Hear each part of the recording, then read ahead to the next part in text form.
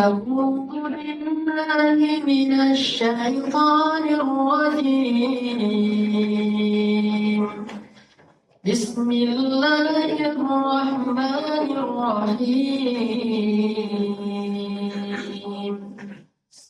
ويل للمطففين.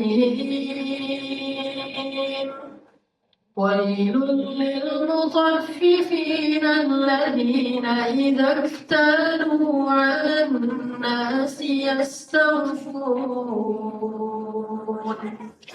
وإذا كالوهم أو وزنوهم يخسرون.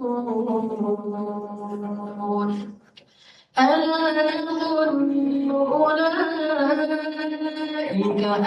أنهم مبعوثون ليوم عظيم يوم يقوم الناس لرب العالمين. كلا إن كتاب الفجار لفي سجين. وما أدراك ما سجين. كتاب مرقوم. ويل يومئذ للمكذبين الذين يكذبون بيوم الدين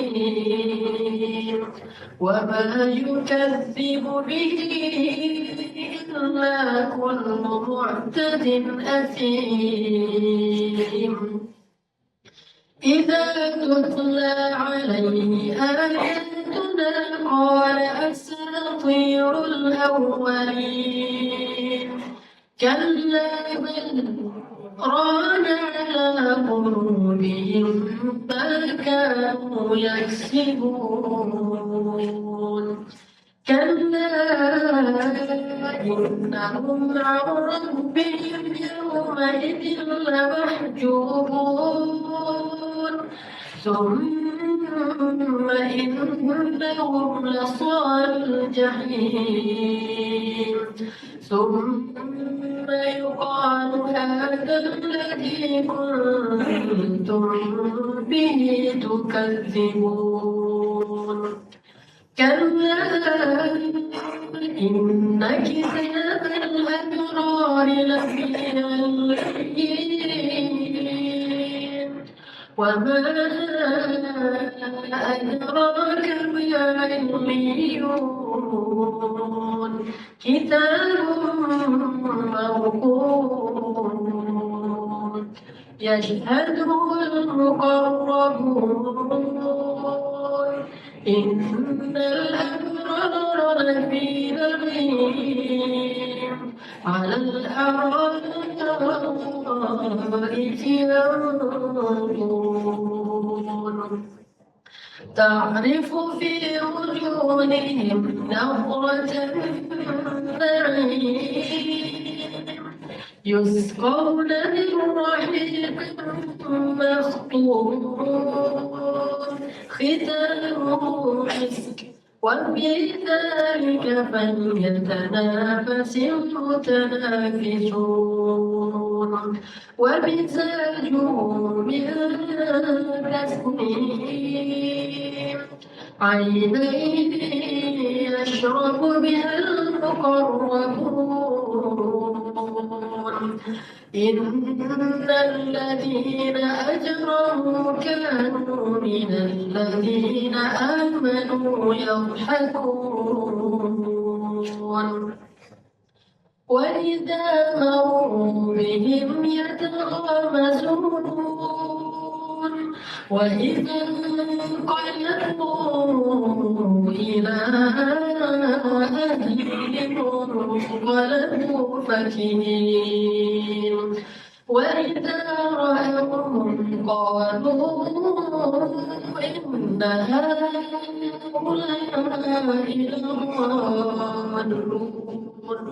وما أرسلوا عليهم حافظين فاليوم الذين آمنوا من الكفار يضحكون على الأرائك ينظرون هل ثوب الكفار ما كانوا يفعلون. Sadaqallahul Azim. Bapak Ibu rahimakumullah, tidak perlu kita mendustakan diri kita sendiri bahwa salah satu tujuan kita bekerja baik sebagai pedagang ataupun sebagai pegawai ataupun sebagai profesional adalah untuk mencari rezeki, tetapi harus dilanjutkan rezeki yang halal. Dan itu tidak dosa ketika kita bekerja karena uang, bekerja mencari gaji, mencari keuntungan, mencari profit di dalam suatu usaha yang kita kerjakan. Tetapi mendapatkan profit semata-mata bukanlah segalanya. Mendapatkan keuntungan bukanlah segalanya. Mendapatkan bonus bukanlah segalanya. Yang segalanya itu adalah yang halal. Sehingga ketika kita berbicara menjadi seorang muslim yang lillah di tempat bekerja, maka kita berbicara tentang iman kita, keistiqomahan kita, iqah kita kepada Allah, agar kita senantiasa selalu memprioritaskan rezeki yang halal di dalam setiap pekerjaan kita. Kita yakin bahwa jatah kita telah ditentukan di Lauhul Mahfuz, rezeki kita telah ditulis bahkan sejak kita berusia 4 bulan dalam kandungan ibu kita.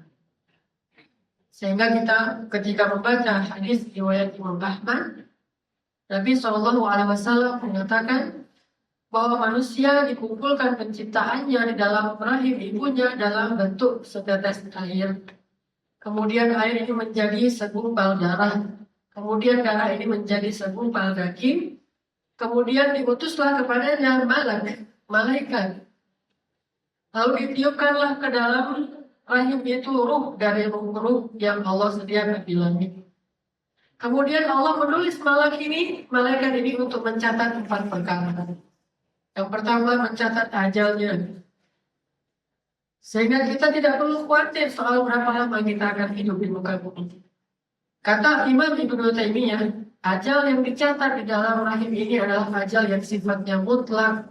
Karena ada 2 bentuk ajal. Ada ajal mutlak, ada ajal muqayyad, ajal relatif.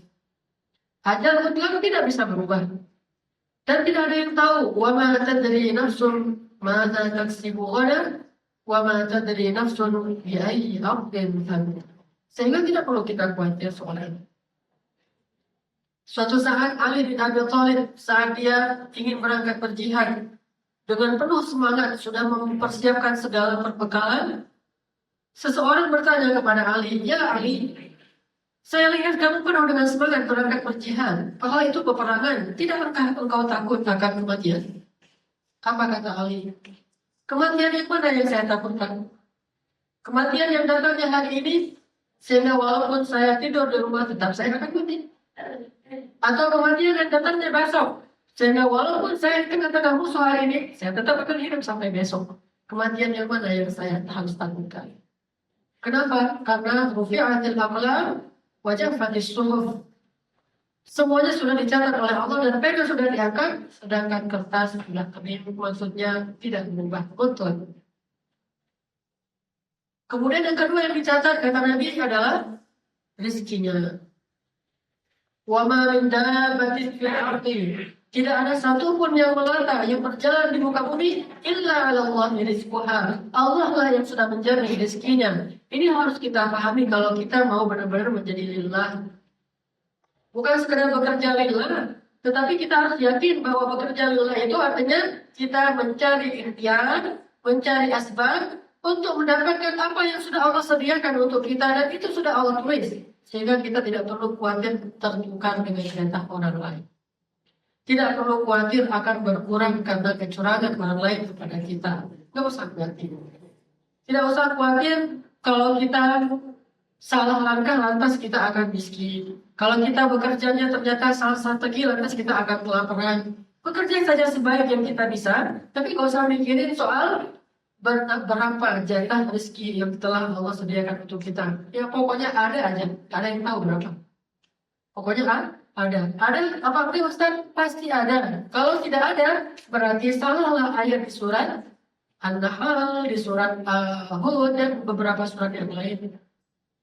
Tapi Allah tidak mungkin ayat-ayat itu salah. Ketika Allah mengatakan, Allahi rizquha. Allah lah yang menjamin rezekinya. Semuanya Allah jamin rezekinya. Sehingga menjadi seorang muslim yang bekerja lillah, pertama dia harus beriman bahwa rezeki dia itu sudah dicatat oleh Allah. Gak usah khawatir. Berkurang tidak akan. Kalau bertambah, bisa. Kalau berkurang, nggak akan. Kalau bertambah bisa. Gimana cara bertambah?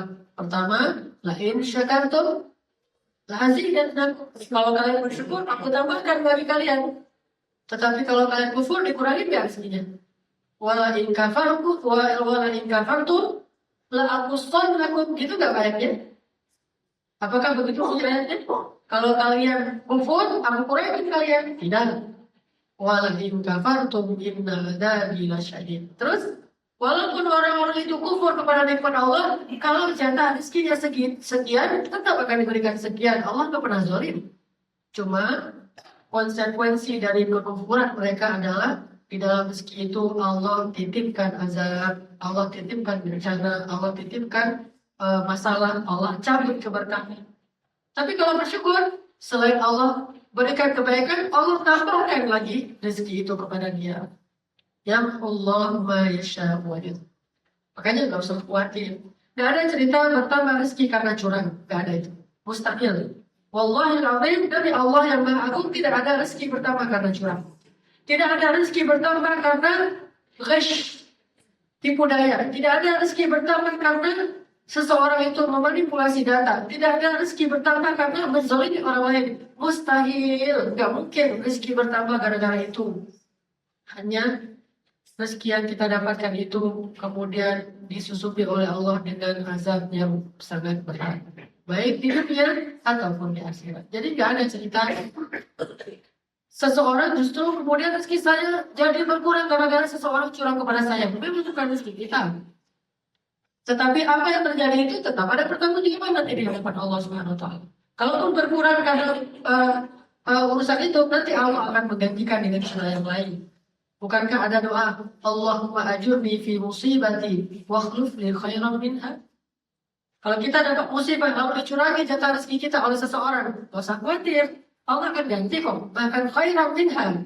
Caranya gimana? Satu, bilang saja innalillahi wa inna ilaihi raji'un.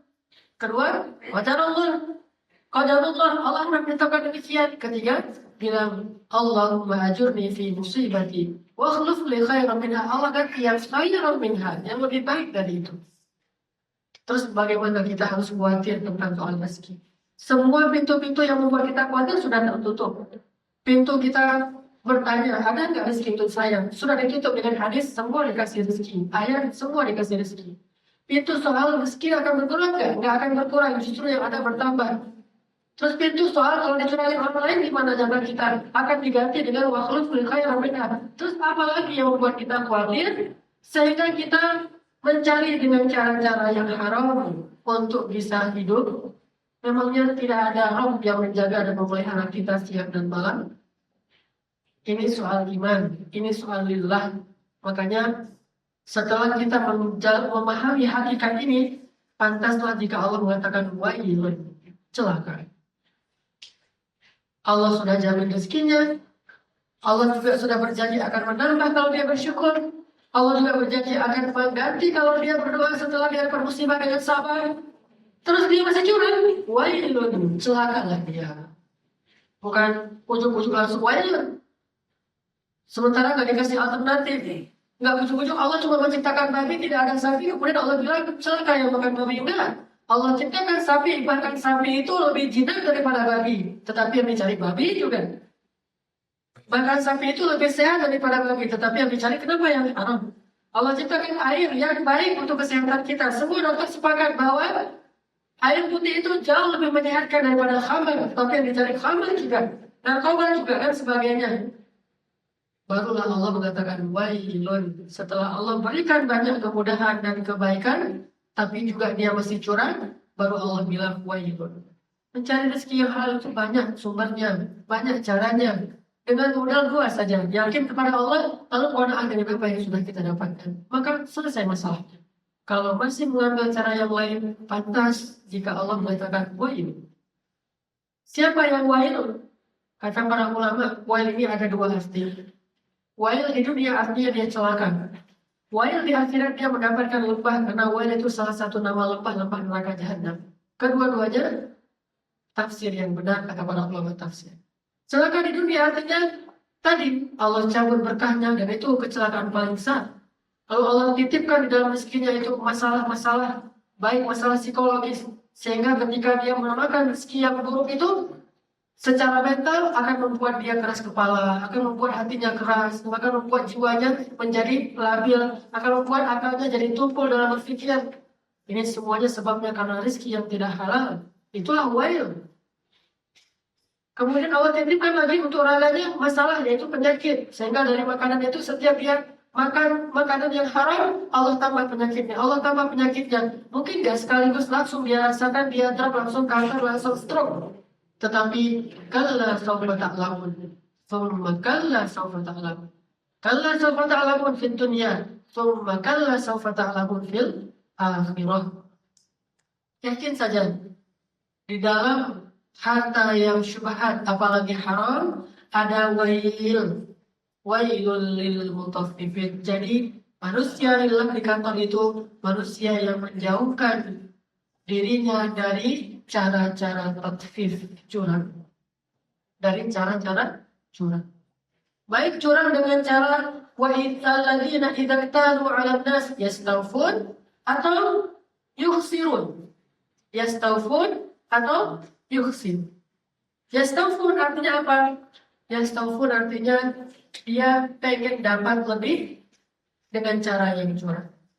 Yukhsirun artinya dia ingin merugikan orang lain dengan cara yang curang. Sama saja. Kalau dalam berdagang, yastawfun itu ketika dia olahan apa? Ngambil barang banyak, dia mencurangi sumber tempat dia mengambil barang. Misalnya petani, dia langsung menghancurkan harga dari petani. Misalnya kita beli beras dari petani, harga yang kita tetapkan untuk petani itu karena kita punya modal banyak, 1 kilo itu 2.000. Kasihan petani 1 kilo 2.000 rupiah. Lalu pas kita jual ke konsumen atau pedagang-pedagang yang di bawah kita menjualnya 10.000, 15.000 segala macam, kita hancurkan harga. Lalu kita tinggikan harga sesuka kita. Ini namanya yastawfun atau yuksirun dalam bahasa bisnis. Monopoli termasuk yastawfun, yuksirun. Ini satu paket. Gak mungkin cuma yastawfun. Untuk apa dia yastawfun? Biasanya dia yastawfun sekaligus kemudian nanti dia yuksirun, dia kalau pedagang. Begitu juga dalam urusan kepegawaian ketika kita bekerja.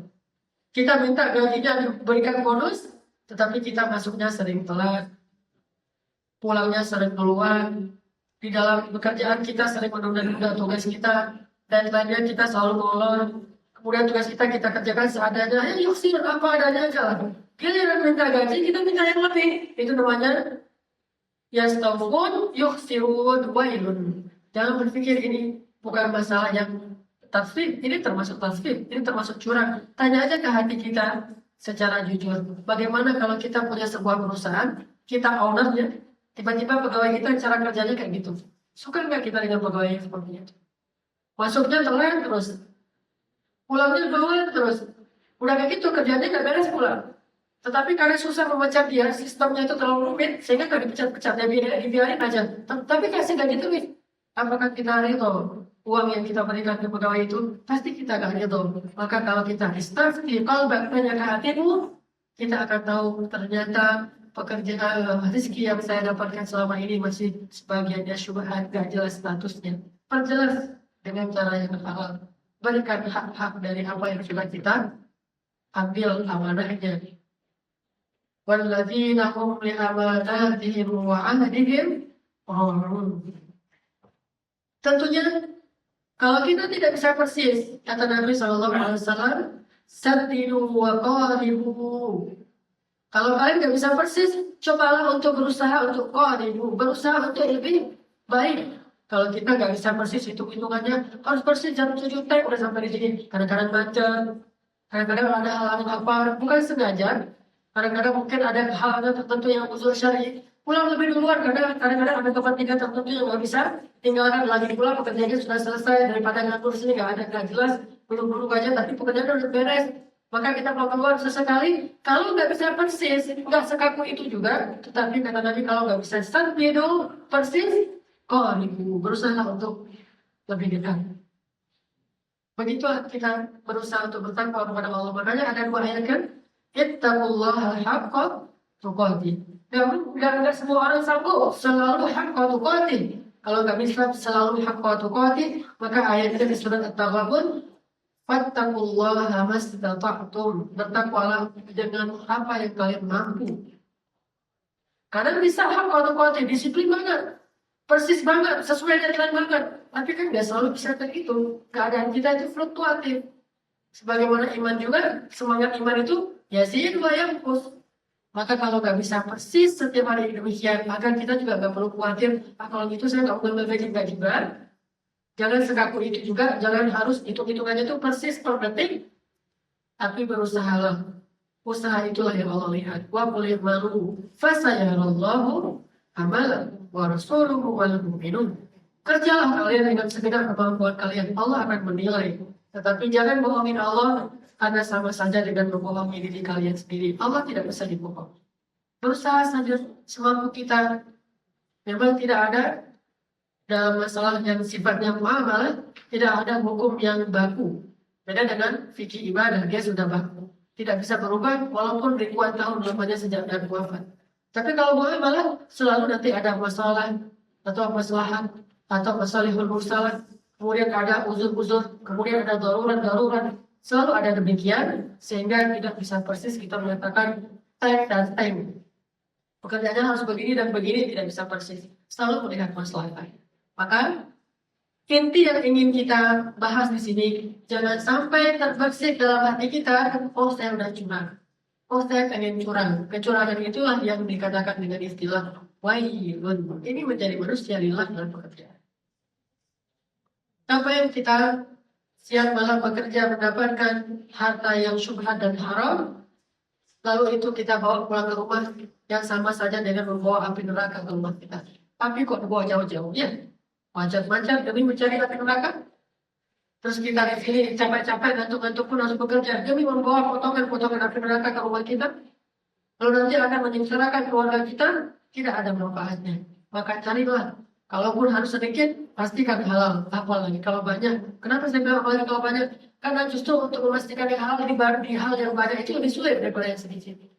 Makin banyak, makin kita harus jeli. Jangan-jangan dalam yang banyak itu bercampur dengan yang haram sehingga jadilah dia syubhat, tidak jelas.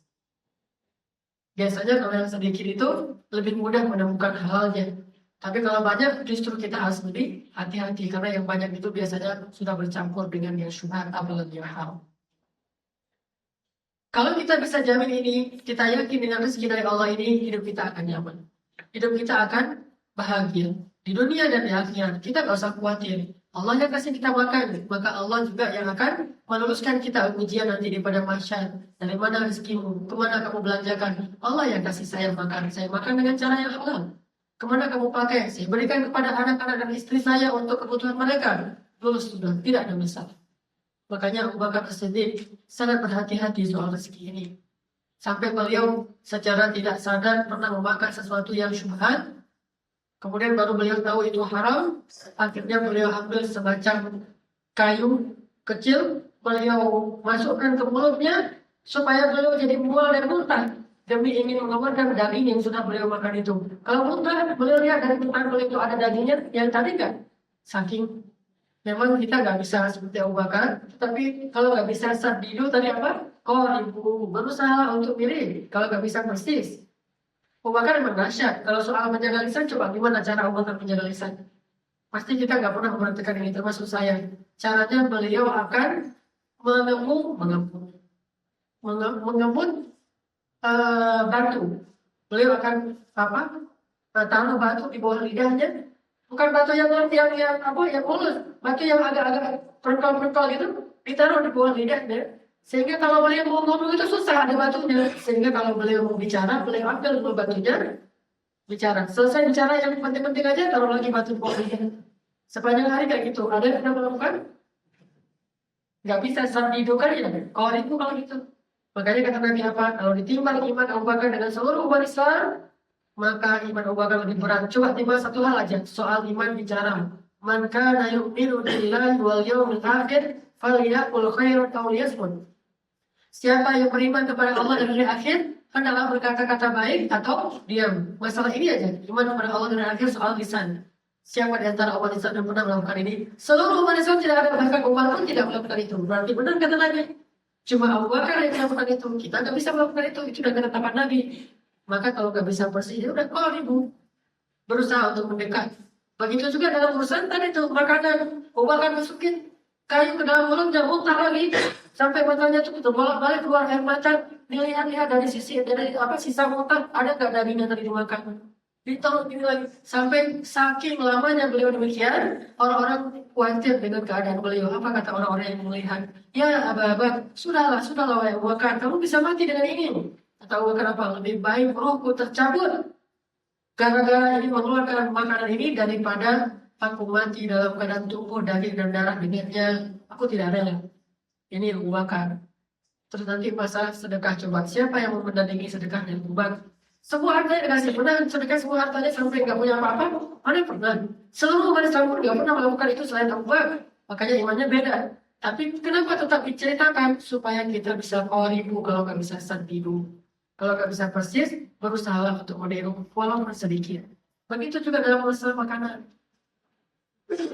Saat bin Abi Waqqas, paman Nabi dari ibu beliau, dalam bahasa Arab disebut bukhal. Kalau dari ayah disebut pam. Dari ibu disebut bukhal. Paman beliau dari ibu. Saat bin Abi Waqqas pernah datang kepada Nabi mengatakan, ya Rasulullah, mintalah kepada Allah agar Allah mengabulkan doa-doa saya.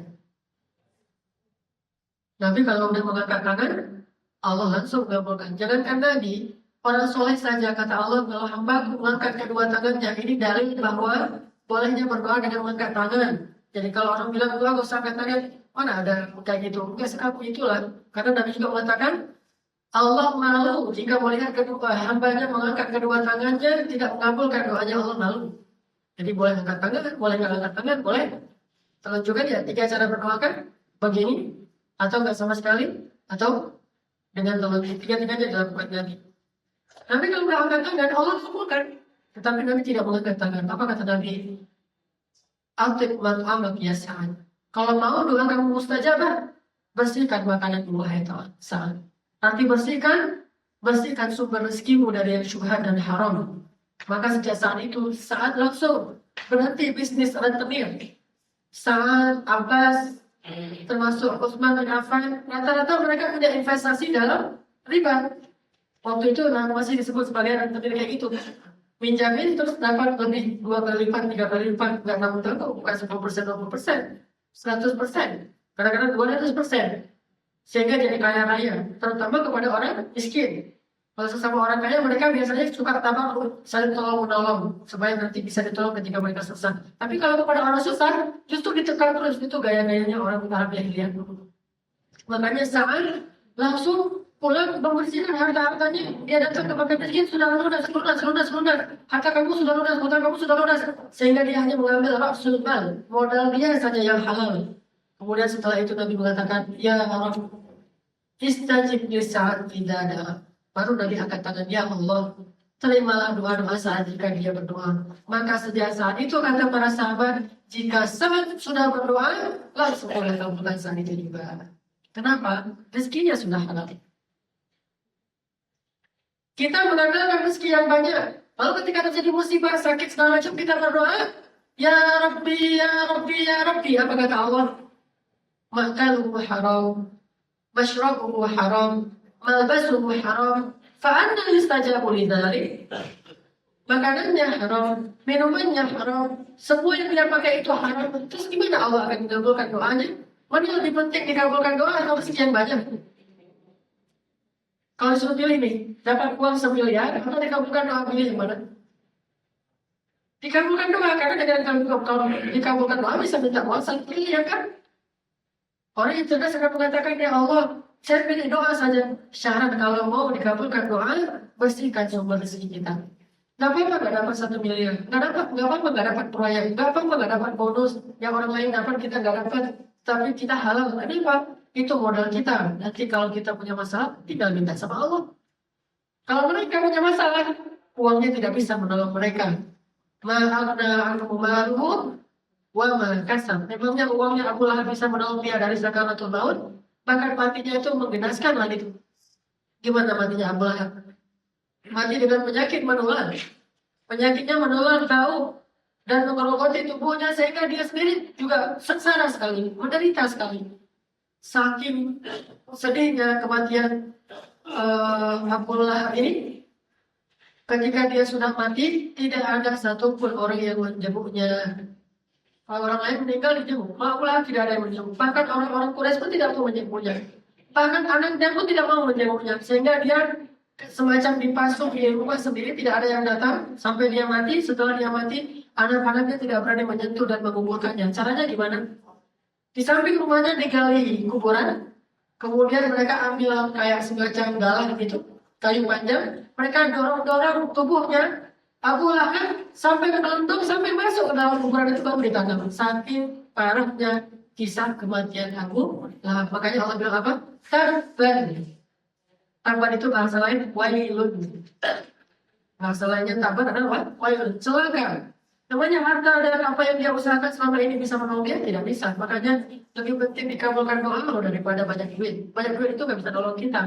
Orang pergi ke Singapura kemana-mana berobat nggak sembuh. Tapi kalau doa, Umar bin Khattab orang yang kalau sudah berdoa insya Allah kabulkan.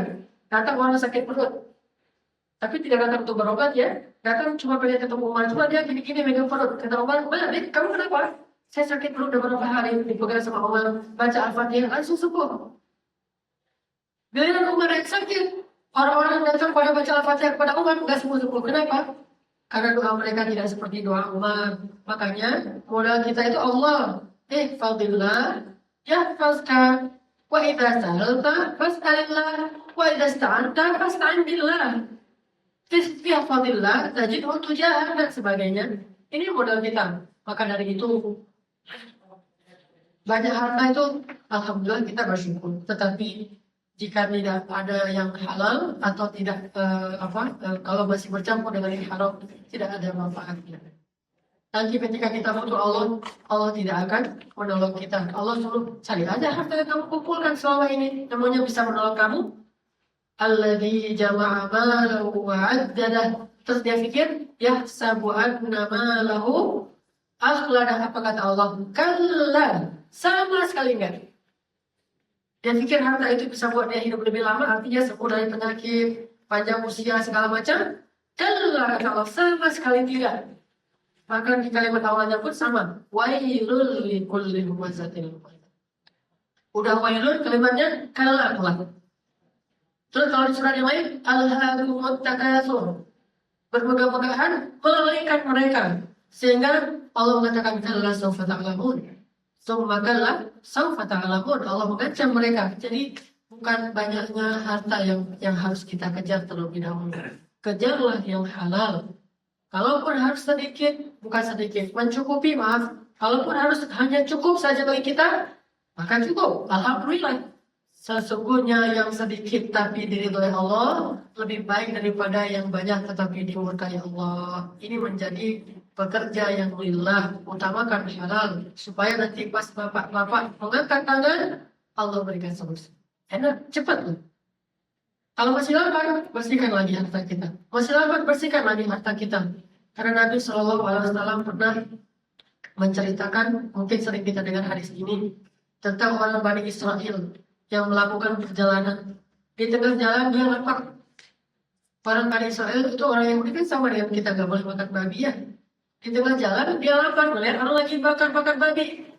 Dia samperin tuh orang-orang yang lagi bakar babi, terus dia bilang apa? Abdi ini hadas samak.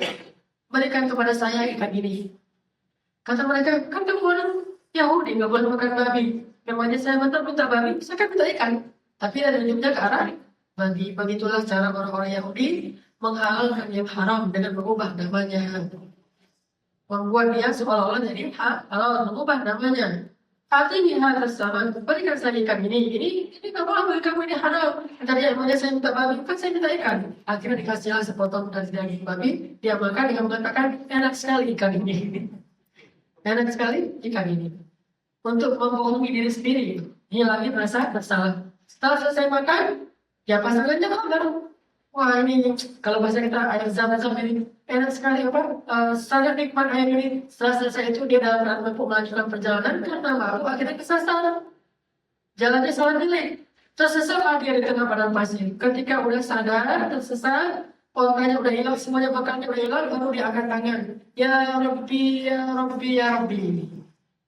Kata Nabi apa? Bagaimana Allah akan mengabulkan doa orang seperti itu? Maka matilah dia di tengah padang pasir dalam keadaan tersesat.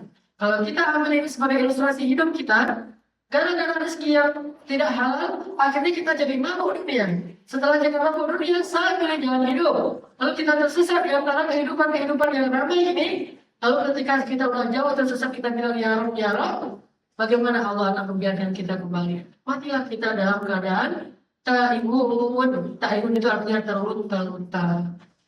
Makanya kalau saya dekat-dekat dengan yang syubhat, apalagi yang haram. Tapi kalau kita bawa yang halal, yang kita bawa itu diridhoi Allah. Kalau diridhoi Allah, maka manusia juga akan ridho. Istri kita ridho, anak-anak kita ridho. Berikan kepada mereka akan jadi qurrata a'yun. Sehingga anak yang makan rezeki yang halal itu akan jadi seperti Sulaiman. Tahu kenapa rahasia hebatnya Sulaiman? Saya tidak bilang hebatnya karena bisa terbang, itu mukjizat. Saya tidak bilang hebatnya karena dia bisa menguasai jin, itu mukjizat. Saya bilang hebatnya Sulaiman karena dia soleh.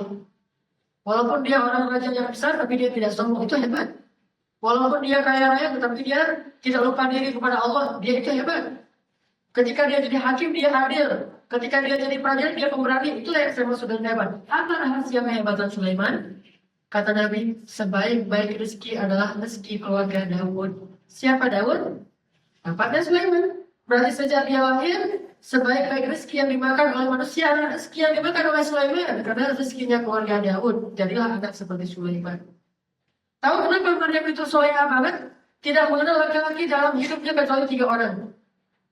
Imran ayahnya, Zakaria pamannya, Isa anaknya. Cuma ini aja 3 orang laki-laki yang dia kenal. Yang lain dia kenal. Saking terjaganya Maryam, sehingga dijuluki dengan nama Al-Azra.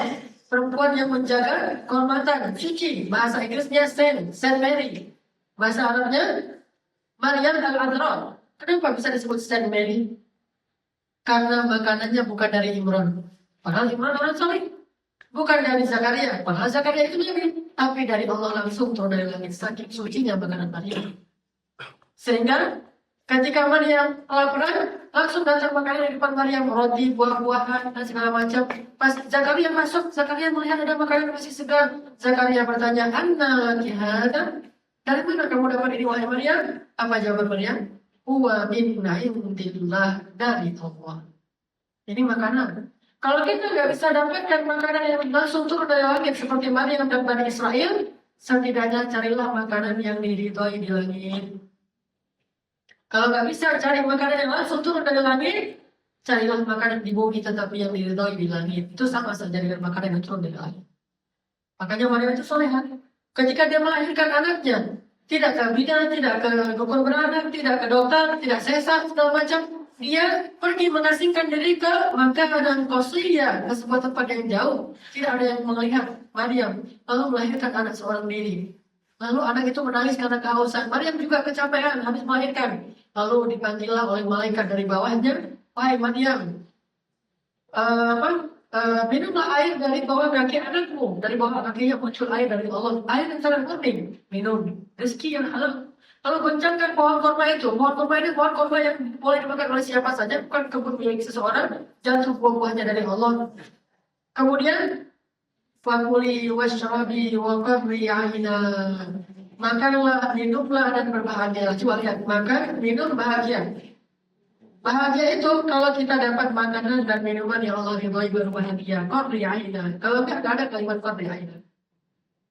Fakulu washrabu wa qarru aina. Kalau enggak itu bahagia. Fakulu washrabu dengan hani al-mari'ah, itu bahasa di surga. Kalau di dunia qarri aina, kalau di surga hani al-mari'ah sama. Hani al-mari'ah itu artinya makanannya sehat, bahagia, senang. Caranya makan dan minumannya itu harus halal. Ini luar biasa. Mau punya anak yang soleh, makanannya coba koreksi lagi. Semua ini adalah rahasia-rahasia tentang menjadi muslim lillah di dalam kita bekerja di kantor atau dalam pekerjaan kita. Mudah-mudahan materi ini menambah semangat iman kita untuk mencari rezeki yang Allah sediakan untuk kita yang halal dan meninggalkan yang syubhat dan haram, dan tidak usah ragu lagi karena Allah yang menjamin rezeki kita. Barakallahu li wa lakum. Wassalamualaikum warahmatullahi wabarakatuh.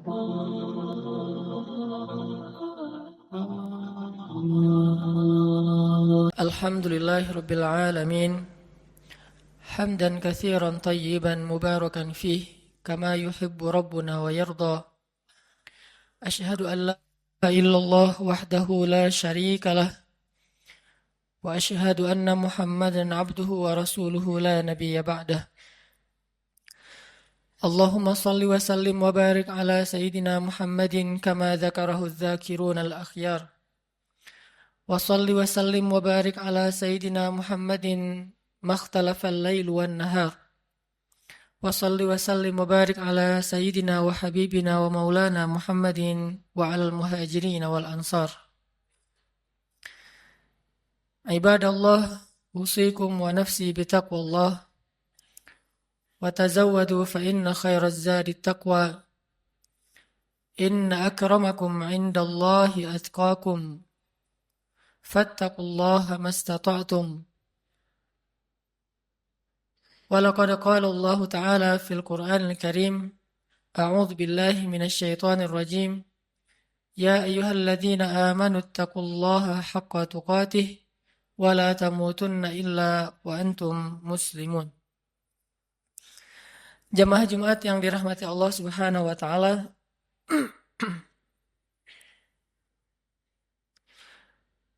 Dalam sebuah hadis yang diriwayatkan oleh Imam At-Tirmidzi, Rasulullah sallallahu alaihi wasallam pernah bersabda, An Abdullah bin Mas'ud radhiyallahu an qala Rasulullah sallallahu alaihi wasallam, Ala ukhbirukum biman yahrumu 'alan nar aw biman tahrumu 'alaihin nar ala kulli qaribin hayyinin sahlin. Dari Abdullah bin Mas'ud radhiyallahu an, ia berkata, Rasulullah sallallahu alaihi wasallam bersabda, Maukah kalian aku beritahu orang-orang yang tidak akan disentuh oleh api neraka, atau orang yang tidak akan masuk ke dalam api neraka? Mereka adalah setiap orang yang memiliki sifat qaribin hayyinin sahlin. Hadis riwayat At-Tirmidzi. Dalam riwayat yang lain disebutkan ala kulli hayyinin layyinin qaribin sahlin. Orang yang memiliki 4 sifat, yaitu sifat hayyin, sifat layyin, sifat qaribin, dan sifat sahlin. Shadaqa Rasulullah sallallahu alaihi wasallam. Jamaah yang dirahmati Allah, ada 4 sifat yang kita bisa ambil di dalam beberapa hadis tadi. Sifat yang sangat diistimewakan oleh Allah Subhanahu wa taala pada diri seorang hamba. Bahkan Nabi sallallahu alaihi wasallam sampai memberikan jaminan, siapapun yang memiliki 4 sifat ini tahrumu alaihin nar. Api neraka tidak akan membakarnya, atau dia tidak akan mungkin masuk ke dalam api neraka. Sifat yang pertama adalah sifat hayyin. Kalau kita membaca di dalam Al-Quran, di antara ayat yang menjelaskan tentang sifat hayyin ini adalah surat Al-Furqan ayat 63. Allah Subhanahu wa taala berfirman, A'udzu billahi minasy syaithanir rajim. Bismillahirrahmanirrahim. Wa ibadur rahman وعباد الرحمن الذين يمشون على الأرض هونا وإذا خاطبهم الجاهلون قالوا سلاما. Sadaqallahul azim. Di antara ciri hamba Allah yang dicintai oleh Allah yang Maha Rahman adalah yamshuna 'alal ardi hauna. Orang yang berjalan di muka bumi dalam keadaan haunan atau hayyinan. Haunan atau hayyinan, para ulama menerjemahkan adalah orang yang memiliki sifat tawadhu, rendah hati. Dan sifat rendah hati ini adalah sifat dasarnya seorang hamba. Bahkan kalau kita memberi judul terhadap ayat yang pertama turun kepada Nabi SAW, maka ayat yang pertama turun kepada Nabi itu ada dua judul atau dua tema besar. Tema yang pertama adalah tentang kebesaran Allah, dan tema yang kedua adalah tentang kehinaan seorang hamba. Itulah ayat yang pertama turun kepada Nabi. Iqra bismi rabbikal ladzi khalaq. Ini ayat tentang kebesaran Allah. Khalaqal insan min 'alaq. Ini tentang kerendahan makhluk. Atau Iqra wa rabbukal akram, Allah yang maha mulia, alladzi 'allama bil qalam, yang maha tahu segala sesuatu dan mengajarkan ilmu kepada manusia, 'allamal insan ma lam ya'lam, mengajarkan kepada manusia apa yang sama sekali mereka tidak tahu. Jadi kalau kita mau ngasih judul terhadap ayat atau wahyu yang pertama turun kepada Nabi SAW, ternyata yang berhubungan dengan makhluk, ayat yang pertama turun itu adalah ayat tentang tawadhu, ayat tentang rendah hati. Rendah diri bahkan di hadapan Allah dan rendah hati di hadapan makhluk. Karena ini adalah sifat dasarnya seorang hamba. Tidak mungkin disebut hamba ketika dia meninggikan diri, menganggap dirinya mulia, menganggap dirinya di atas, menganggap dirinya tinggi. Karena dasarnya seorang hamba itu adalah rendah. Sehingga ketika seorang hamba meletakkan dirinya pada status yang Allah telah tempatkan dia, baru Allah akan memuliakan dia. Tidaklah seseorang bersedekah kecuali hartanya akan bertambah, dan tidaklah seseorang merendahkan dirinya kecuali Allah akan mengangkat derajatnya. Tapi sebaliknya, ketika seorang hamba menempatkan dirinya di posisi yang lebih tinggi, maka Allah akan menjatuhkan dia sebagaimana Allah menjatuhkan iblis. Ana khairum min, saya lebih baik daripada dia, kata iblis. Maka sejak saat itu iblis diusir dari surga dan dikutuk untuk selama-lamanya. Sifat rendah hati, bahkan rendah diri di hadapan Allah Subhanahu wa taala adalah identitas aslinya makhluk.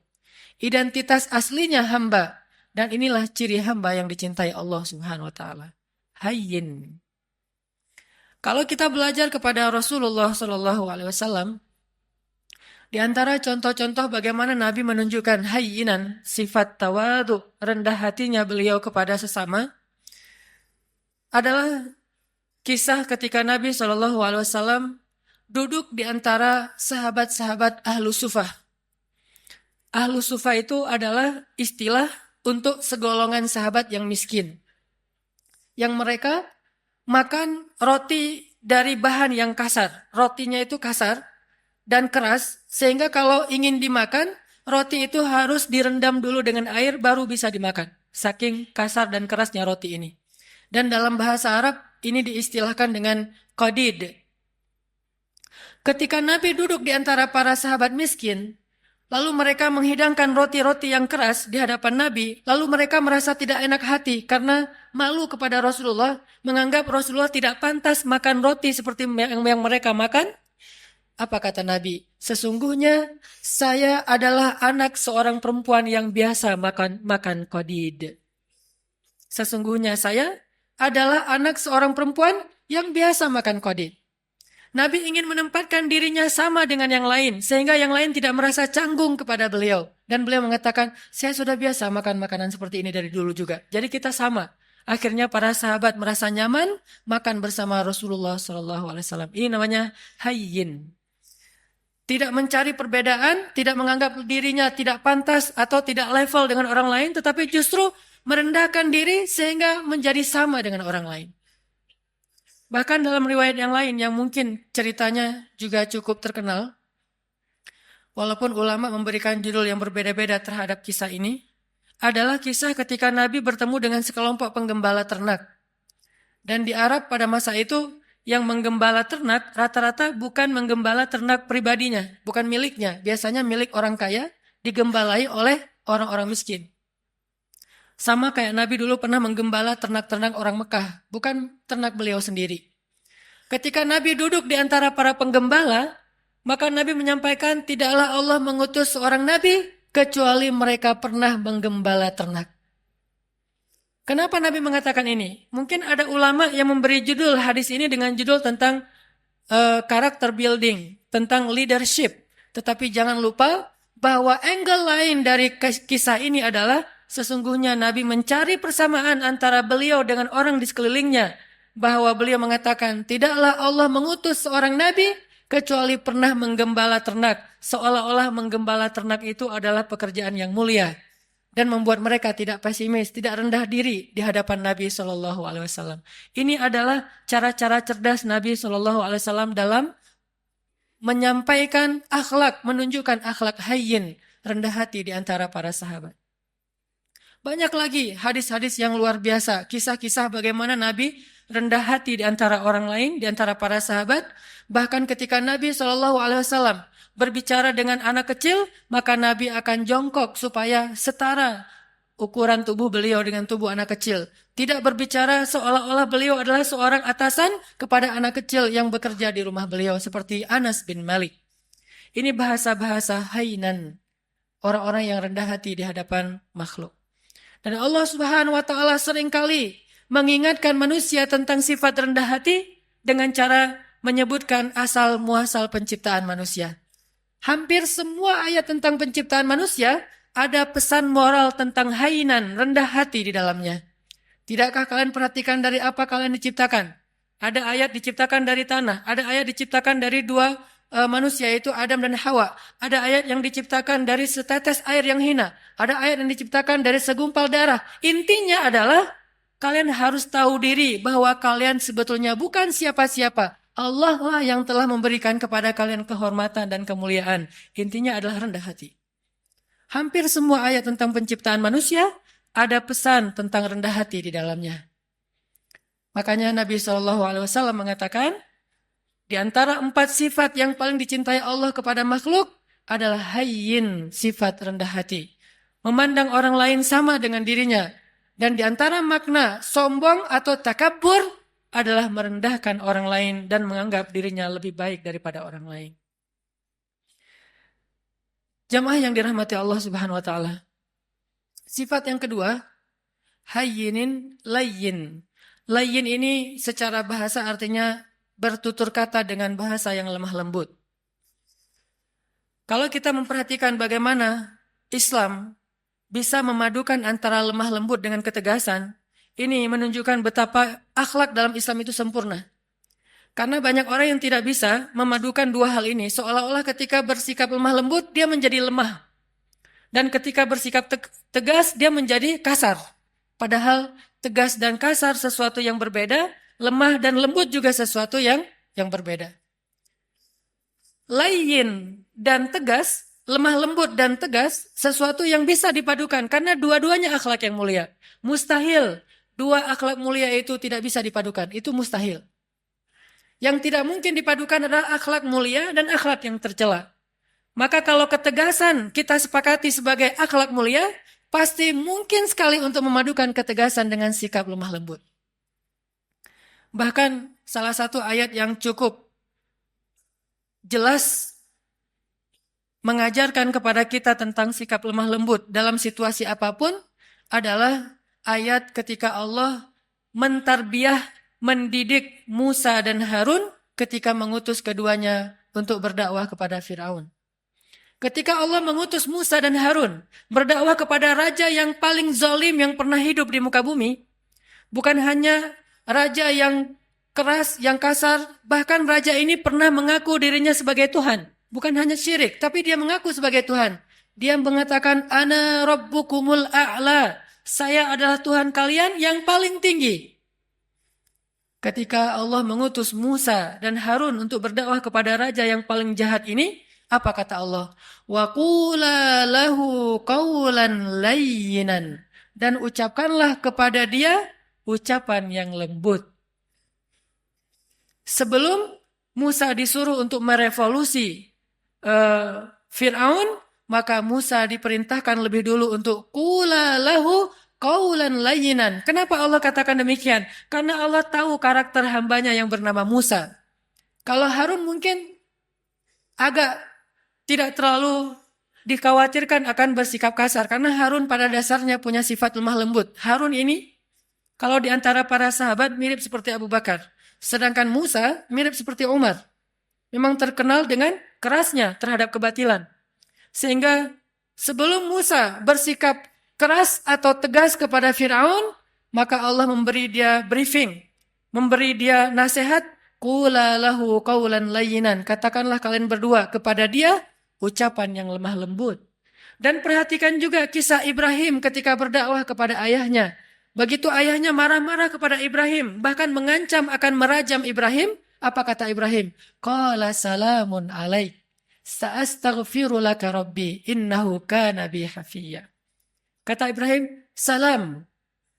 Nggak apa-apa wahai ayah, aku akan minta ampun untukmu kepada Tuhanku. Sesungguhnya Tuhanku sangat baik kepadaku.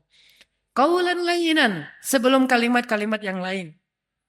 Bahkan Nabi SAW bersabda, sesungguhnya Allah itu maha lembut dan mencintai kelembutan. Dan Allah akan memberikan kebaikan melalui jalan yang lembut yang tidak diberikan dengan cara-cara yang kasar. Maka muncullah salah satu kisah yang cukup fenomenal dalam kehidupan Nabi tentang sifat lemah lembut adalah adegan ketika ada seorang laki-laki Badui buang air kecil di dalam Masjid Nabawi. Ini masjid tersuci nomor 3 di dunia bagi kaum muslimin. Setelah Makkah, nomor 2 bahkan setelah Makkah, kemudian Nabawi, kemudian Masjidil Aqsa. Ada orang Badui, dan orang Badui ini dalam istilah Arab disebut A'rabi, orang yang tidak berpendidikan baik, orang yang belum paham Islam, bahkan belum masuk Islam. Dia ngelihat ada kayak tembok gitu, dia buang air kecil di situ. Lalu para sahabat berdiri ingin memarahi dia. Nabi mengatakan, tunggu, biarkan dia, jangan sakiti dia. Karena kalau dia ditahan atau dicegah, itu akan menyakiti dia, udah terlanjur. Maka biarkan dia, jangan sakiti dia. Setelah dia selesai dengan hajatnya, maka Nabi kemudian ingin mengambil air, tetapi para sahabat mendahului beliau dan membersihkan kotoran laki-laki tadi. Setelah selesai, Nabi memanggil dia, lalu mengajak dia berbicara baik-baik. Walaupun tidak disebutkan secara detail, apa yang Nabi ucapkan kepada laki-laki ini, tetapi kesimpulannya dengan kelembutan Nabi bertanya tentang siapa namanya, dari mana asalnya, lalu memberi nasihat, ini tempat apa, kenapa tidak boleh buang air kecil di sini. Setelah Nabi menasihatinya baik-baik, akhirnya dia kemudian masuk Islam. Dan setelah dia masuk Islam, dia berdoa kepada Allah, ya Allah, rahmatilah saya dan juga Rasulullah SAW, yang lain jangan. Sampai dia berdoa seperti itu, rahmati saya dan Rasulullah saja, yang lain jangan. Karena dia sebel sama yang lain, sama Rasul dia cinta. Kemudian Nabi tersenyum dan mengatakan, kalau berdoa jangan berdoa seperti itu, doakanlah kebaikan buat semuanya. Baru dia katakan, ya Allah rahmati saya, rahmati Rasulullah, rahmati kami semuanya. Sikap lemah lembut. Termasuk juga ada seorang laki-laki di zaman Nabi yang seringkali merencanakan untuk membunuh Nabi SAW. Sampai suatu ketika dia berhasil ditangkap oleh para sahabat, dibawa ke Madinah. Sampai di Madinah, Nabi menyuruh sahabat untuk mengikat dia di salah satu tiang masjid. Jadi dulu masjid juga berfungsi sebagai penjara darurat. Dia diikat di tiang masjid. Setiap kali Nabi datang ke masjid, Nabi tersenyum kepada dia dan bertanya, bagaimana kabarmu? Awalnya dia marah. Udah tahu diikat, nanya kabar. Terus Nabi datang lagi, dia ditanya, gimana kabarmu hari ini? Gimana kabarmu hari ini? Terus Nabi bertanya. Intinya Nabi menyapa dia, walaupun dia musuh. Dan ternyata lama-kelamaan dengan sapaan Nabi yang lembut, tulus, dan senyum Nabi yang luar biasa, akhirnya dia menjawab, Baik wahai Muhammad. Bagaimana kabarmu? Baik wahai Muhammad. Lalu Nabi mengatakan, lepaskan ikatan dia. Setelah dilepaskan ikatannya, Nabi bertanya kepada dia, menurutmu apa yang harus kami lakukan kepadamu? Kata dia, kalau engkau mau lepaskan saya akan pulang ke kampung saya, akan saya ambil harta yang banyak, lalu saya berikan kepadamu tebusan terhadap diri saya. Dan peganglah janji saya. Maka Nabi mengatakan, tidak. Engkau tidak perlu menebus, engkau bebas.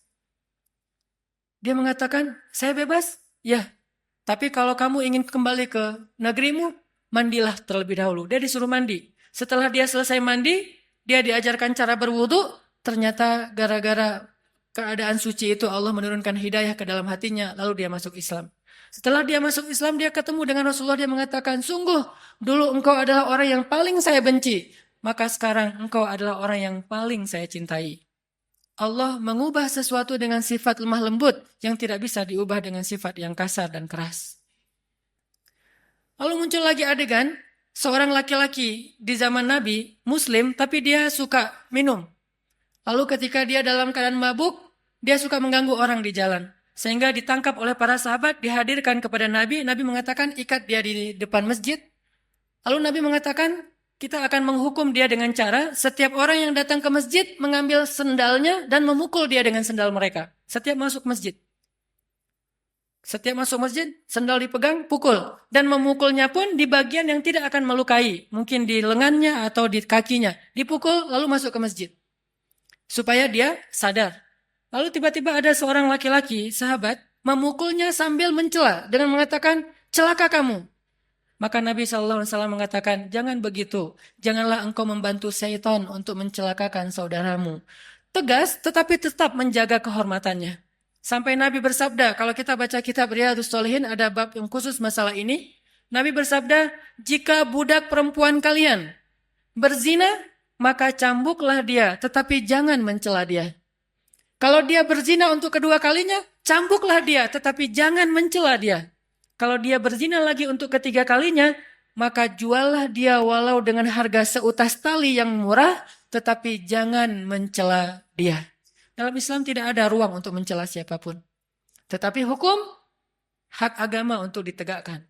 Sedangkan celaan bukan bagian dari agama. Ini sikap lemah lembutnya Islam tanpa kehilangan ketegasannya. Kemudian Nabi juga mengatakan tentang bagaimana seorang suami kepada istri. Istausu bin nisa'i khairan, fa innal mar'ata khuliqat min dhila, wa inna a'wajad dhila a'lah. Perlakukanlah istri kalian dengan lemah lembut, dengan baik. Karena sesungguhnya perempuan itu tercipta dari tulang rusuk. Dan tulang rusuk yang paling bengkok itu yang atasnya.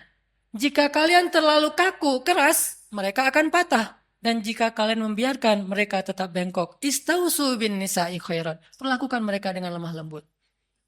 Ini diantara banyak sekali riwayat-riwayat tentang pentingnya sifat lemah lembut, walaupun bukan berarti tidak ada ketegasan sama sekali. Yang ketiga, setelah hayyinin, rendah hati, layyinin, lemah lembut, ada sahlin. Sahlin itu mudah dan memudahkan. Kalau ke dirinya easy going, kalau ke orang lain itu dia sangat gampang, enjoy gitu. Tidak terlalu mempersulit urusan orang lain.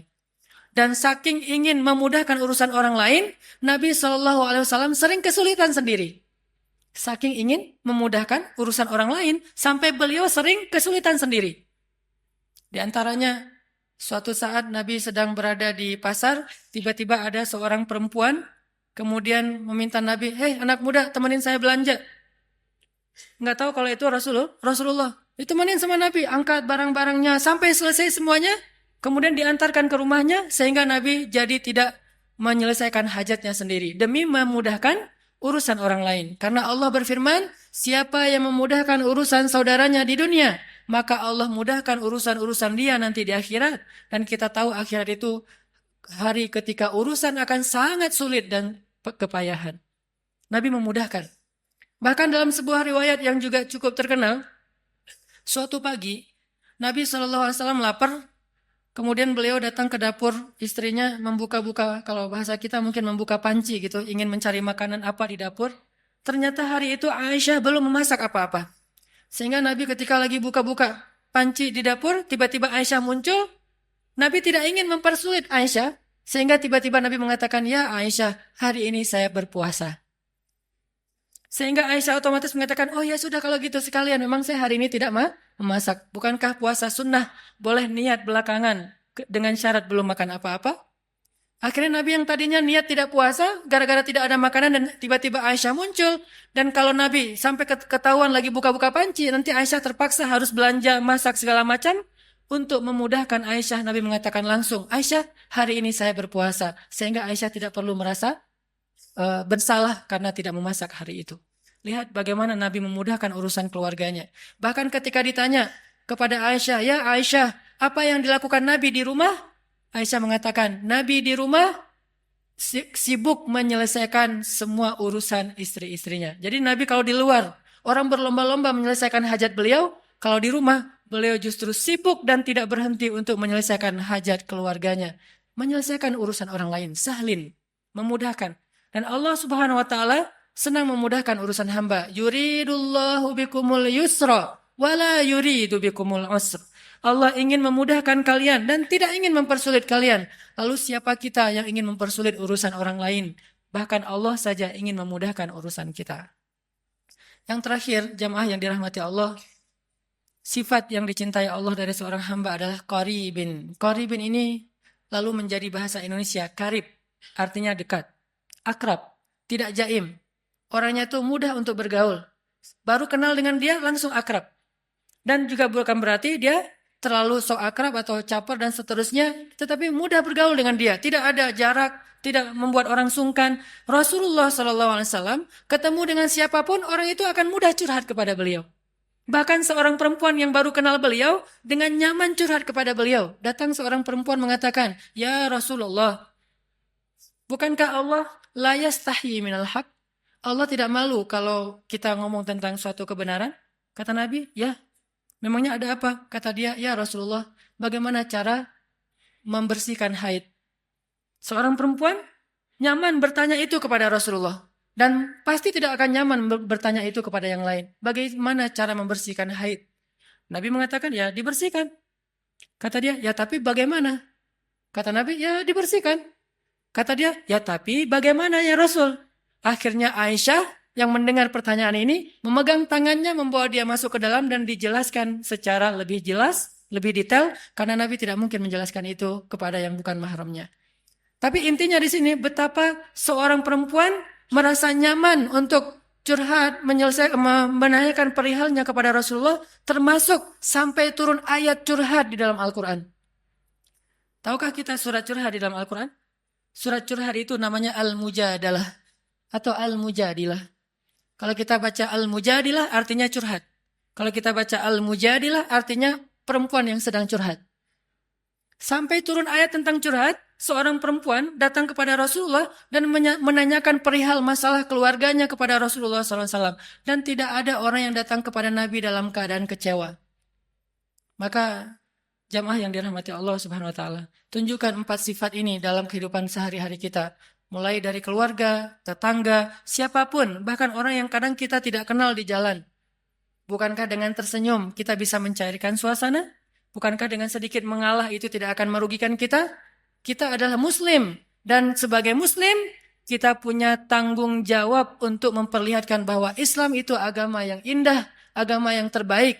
Jangan sampai agama Islam ini dicela justru karena akhlak kita yang tidak baik. Berarti kita telah mencoleng agama kita sendiri. Barakallahu li wa lakum.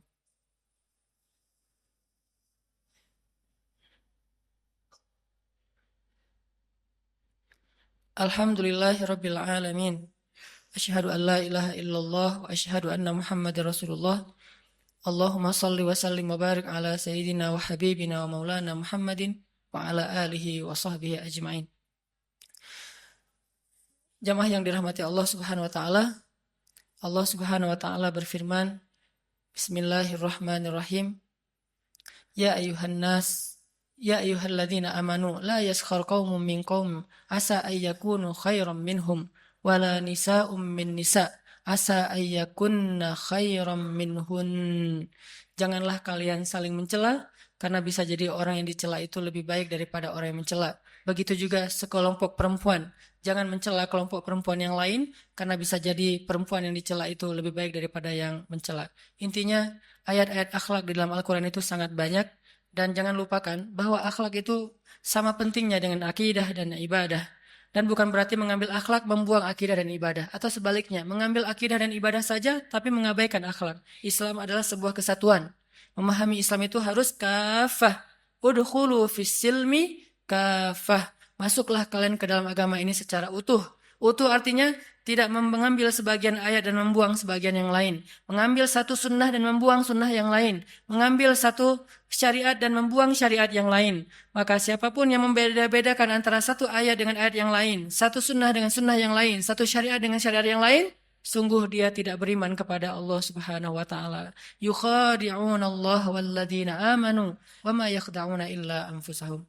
Mudah-mudahan kita bisa mengamalkan ayat dan hadis-hadis tentang akhlak ini dalam kehidupan kita, dan Allah Subhanahu wa taala memberikan apa yang dijanjikan kepada kita, yaitu terhindar dari api neraka. Terakhir, marilah kita sama-sama berdoa, dan saya selalu berharap kaum muslimin di seluruh dunia, hari Jumat adalah yaumud du'a, hari diijabahnya doa. Maka bantulah saudara-saudara kita di Suriah, di Palestina, di Rohingya, di seluruh dunia, termasuk mungkin yang di Indonesia seperti di Aceh dan di seluruh Indonesia. Bantulah mereka dengan doa. Mudah-mudahan doa-doa kita akan meringankan urusan-urusan mereka dan akan mendatangkan pertolongan Allah Subhanahu wa taala kepada mereka. Bismillahirrahmanirrahim. Allahumma ighfir lana walil muslimin. Allahumma ighfir lana waliwalidayna warhamhuma kama rabbayana sighara. Allahumma inna nas'aluka al-huda wat-tuqa wal-'afafa wal-ghina. Allahumma a'inna ala dhikrika wa syukrika wa husni ibadatik. Rabbana آتنا من لدنك رحمة وهيئ لنا من أمرنا رشدا واجعل لنا من كل ضيق مخرجا ومن كل هم فرجا ومن كل عسر يسرا. اللهم انصر الإسلام والمسلمين. اللهم انصر المسلمين في فلسطين. اللهم انصر المسلمين في سوريا. اللهم انصر المسلمين في العراق. اللهم انصر المسلمين المستضعفين المظلومين في روهينيا. اللهم انصر دعوتنا يا الله. اللهم اشف صدور المسلمين يا الله. اللهم اجعل بلدنا هذا إندونيسيا بلدا آمنا بلدا آمنا بلدا آمنا وارزق أهله من الثمرات من آمن منهم يا رزاق. ربنا هب لنا من أزواجنا وذرياتنا قرة أعين واجعلنا للمتقين إماما. Ya Allah, ya Arhamar Rahimin, ampunkanlah dosa-dosa kami ya Allah, maafkanlah kesalahan kami ya Allah. Ya Arhamar Rahimin, anugerahkanlah kepada bangsa kami ini pemimpin-pemimpin yang taat kepadamu dan adil kepada manusia. Berilah petunjuk-Mu kepada pemimpin-pemimpin kami, dan bimbinglah ulama-ulama kami. Berilah hidayah-Mu kepada pemuda-pemuda Islam di Indonesia, dan bangkitkanlah Islam di tangan-tangan para pemudanya. Berikanlah kepada kami keluarga-keluarga yang menjadi penyejuk mata kami, dan jadikanlah kami imam dalam ketakwaan. Ya Arhamar Rahimin, bantulah saudara-saudara kami di seluruh dunia, saudara-saudara kami di Palestina, di Suriah, di Irak, di Myanmar, di Yaman, di Mesir, dan di seluruh dunia, ya Allah. Bantulah saudara-saudara kami di Nanggro Aceh Darussalam, dan kuatkanlah kesabaran mereka. Hindarkanlah negeri ini dari malapetaka dan musibah-musibah yang akan mengambil dan menyakiti urusan dan menyulitkan urusan kaum muslimin. Ya Arhamar Rahimin, satukanlah barisan kaum muslimin, satukanlah hati kaum muslimin. Engkaulah yang menggenggam hati hambamu, tidak ada daya dan upaya kecuali dengan kebesaranmu, ya Allah. Ya Arhamar Rahimin, jadikanlah kami termasuk di antara orang-orang yang menolong agamamu. Jangan engkau biarkan kami menjadi orang yang hanya duduk berpangku tangan dan membiarkan agamamu dalam keadaan terlunta-lunta. Ya Arhamar Rahimin, selamatkanlah kami di dunia dan di akhirat. Jauhkan kami dari azab kubur. Berikanlah kepada kami husnul khatimah. Rabbana atina fid dunya hasanah wa fil akhirati hasanah wa qina adzabannar. Qulu qauli hadza wastaghfirullah li wa lakum innahu huwal ghafurur rahim. Sejak Rasulullah wafat, berkali-kali Bilal minta izin kepada Abu Bakar untuk ikut jihad dan gak pulang lagi ke Madinah, pengen tinggal di tempat yang lain. Udah gak kuat lagi berada di Masjid Nabawi. Karena orang yang dia cintai telah wafat.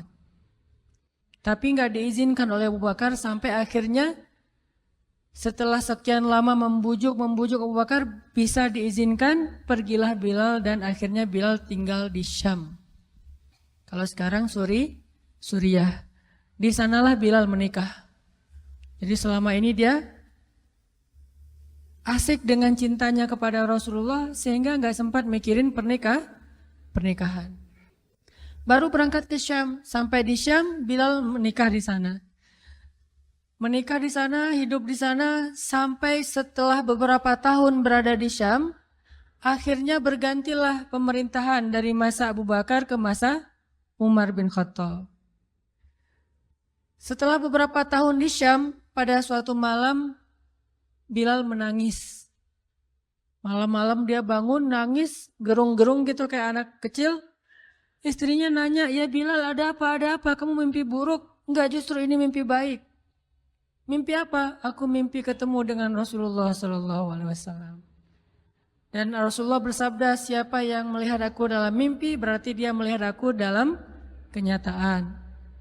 Aku bertemu dengan Rasulullah di dalam mimpi dan Rasulullah berkata, "Ya Bilal, kami rindu kepadamu. Sudah lama engkau tidak mengunjungi kami, ya Bilal." Setelah bangun dari mimpi itu, Bilal semakin rindu kepada Rasul, merasa bersalah udah lama gak menjenguk Rasulullah. Akhirnya Bilal pun memutuskan untuk, kalau bahasa kita mah umroh, memutuskan untuk ziarah ke makam Rasul. Berangkat Bilal dari Syam, umroh ziarah ke makam Rasul. Melihat Bilal masuk lagi ke kota Madinah, penduduk Madinah itu berasa seperti hidup lagi di zaman Rasul. Senang gitu, dan Umar sangat senang dengan kedatangan Bilal. Sehingga selesai Bilal sholat, selesai Bilal ibadah sunnahnya, termasuk menjenguk atau berziarah ke makam Rasul dan Abu Bakar. Kemudian Umar berkata kepada Bilal, "Ya Bilal, sudah lama kami tidak mendengar suara azan darimu. Tolong kumandangkan sekali lagi azan seperti engkau mengumandangkannya di masa Rasul. Kami rindu ingin merasakan suasana di zaman Rasul." Benar Bilal, kata para sahabat yang lain yang ada di situ. Umar, kemudian Abdurrahman, beberapa orang sahabat, "Ya Bilal, azan, kami ingin mendengar suaramu seperti dulu kami mendengarnya di masa Rasul." Kata Bilal, "Saya tidak akan kuat." Kata mereka, coba dulu kamu usahakan karena kami ingin sekali mendengarnya. "Saya tidak akan kuat. Cobalah wahai Bilal demi kami supaya kami bisa semangat lagi dalam beramal soleh mengikuti perjuangan Rasulullah." Akhirnya karena udah dipaksa terus, Bilal pun mengumandangkan azan. Allahu Akbar, Allahu Akbar. Kota Madinah kaget mendengar suara Bilal. Orang-orang yang ada di rumah semuanya mengatakan, "Apakah Rasulullah sudah bangkit kembali? Apakah Rasulullah sudah bangkit kembali?" Mereka semuanya kaget dan bahagia, seolah-olah Rasulullah sudah bangkit dari kematiannya. Seperti Isa seolah-olah diturunkan kembali setelah dia diangkat ke langit. Satu kota Madinah tuh kaget bahagia gitu. Kayak seorang ibu yang kehilangan anaknya tiba-tiba mendengar suara anaknya dari jarak dekat dan ingin dipeluk segera anaknya itu. Saking rindunya mereka kepada Rasulullah. Allahu Akbar, Allahu Akbar. Pasar yang tadinya ramai tiba-tiba sepi mendengar suara Bilal yang masih sayup-sayup. Asyhadu an la ilaha illallah. Semuanya berlari keluar dari tempat-tempat kerja mereka, dari pasarnya, dari rumahnya. Semuanya berlari ke masjid. Ingin memastikan apakah Rasulullah sudah dibangkitkan kembali. Bahagia semuanya. Apakah Rasulullah sudah dibangkitkan? Apakah Rasulullah sudah hidup lagi? Semuanya bertanya dengan pertanyaan yang sama. Asyhadu an la ilaha illallah. Semuanya semangat datang ke masjid, ngumpul, ramai banget. Kemudian ketika Bilal mengatakan, Asyhadu anna Muhammadar Rasulullah. Asyhadu anna. Gak sanggup lagi Bilal, berhenti di situ. Kemudian Bilal menangis dengan suara nangis yang luar biasa kerasnya. Lalu satu masjid menangis, lalu satu kota Madinah menangis. Sehingga para ulama mengatakan, tidak pernah kota Madinah menangis sedahsyat mereka menangis hari itu kecuali ketika Rasulullah wafat. Cuma 2 kali menangisnya kota Madinah paling dahsyat. 1 hari ketika Rasulullah wafat. 2 hari ketika Bilal kembali mengumandangkan azan dan mengucapkan asyhadu anna Muhammadar Rasulullah. Semuanya menangis. Semuanya merasa kehilangan Rasulullah. Semuanya merasa bahwa mereka ingin kembali di zaman ketika Rasulullah masih hidup. Lalu mereka bertanya setelah semuanya selesai menangis, ya Bilal, kenapa kamu tadi menangis? Kata Bilal, dulu biasanya kalau saya selesai mengumandangkan azan, saya akan datang ke hujrahnya Rasul. Hujrah Rasulullah itu kamarnya Rasul, rumah kecilnya Rasul. Selesai azan saya akan datang ke rumahnya Rasulullah dan memanggil, ya Rasulullah as-salah, as-salah. Rasulullah nggak keluar sampai mendengar suara Bilal memanggil beliau secara khusus. Udah selesai azan, Bilal manggil Rasul, ya Rasulullah as-salah, as-salah. Baru Rasulullah keluar dengan wajah berseri-seri. Sekarang bagaimana saya akan memanggil Rasulullah sedangkan Rasulullah sudah bersama kekasihnya yaitu Allah Subhanahu wa taala. Menangis lagi satu masjid, satu kota Madinah. Pokoknya hari itu adalah hari berkabung sekota Madinah. Hari menangisnya kota Madinah, saking rindunya mereka kepada Rasulullah.